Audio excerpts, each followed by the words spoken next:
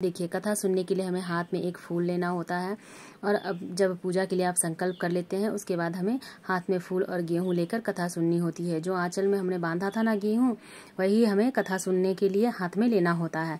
तो कथा सुनने के लिए देखिए हमें क्या करना है। तो आइए हम कथा सुनते हैं। तो कार्तिक वर्दी 4 को करवा चौथ व्रत कहते हैं।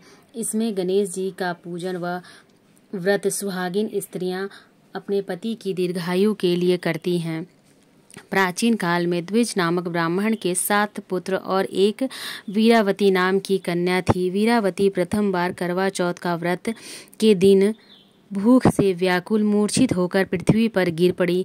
तभी सब भाई यह देखकर रोने लगे और जल से मुंह धुलाकर एक भाई बट वृक्ष के पर चढ़कर छन्नी में दीपक दिखाकर बहन से कहा कि चंद्रमा निकल आया है। उस अग्नि रूपी चंद्रमा को समझकर दुख छोड़कर वह चंद्रमा को अर्घ देकर भोजन के लिए बैठी।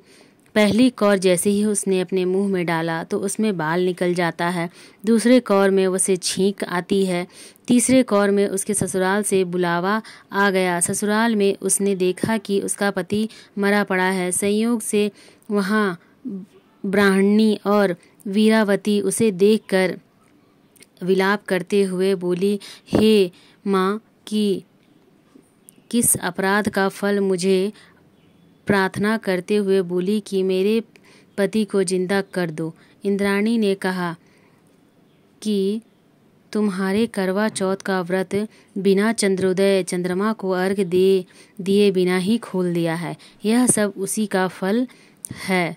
अतः अब तुम 12 माह के चौथे के व्रत का करवा चौथ का व्रत श्राद्ध और भक्ति के विधि पूर्वक करो, तब तुम्हारा पति पुनः जीवित हो उठेगा। इंद्राणी के वचन सुनकर वीरावती ने नियम पूर्वक 12 माह के चौथ और करवा चौथ व्रत को बड़ी भक्ति के साथ निभाया और इस व्रत के प्रभाव से पुनः उसका पति जीवित हो गया, देवता सदृश जीवित हो उठे। इस तरह से जब वह करवा चौथ का व्रत की पूरे साल तक व्रत कर ले के बाद वीरावती का पति फिर से जीवित हो गया, तो उस दिन से करवा चौथ का व्रत पूरा हुआ और उस दिन से करवा चौथ का व्रत किया जाने लगा। इस तरह से हमारी करवा चौथ का व्रत का कथा समाप्त होता है। और हमने जो हाथ में गेहूं और फूल लिया था उसमें से थोड़ा सा गेहूं हम अपने आंचल में बांध देंगे, क्योंकि यही गेहूं से हमें चंद्रमा को अर्घ देना होता है।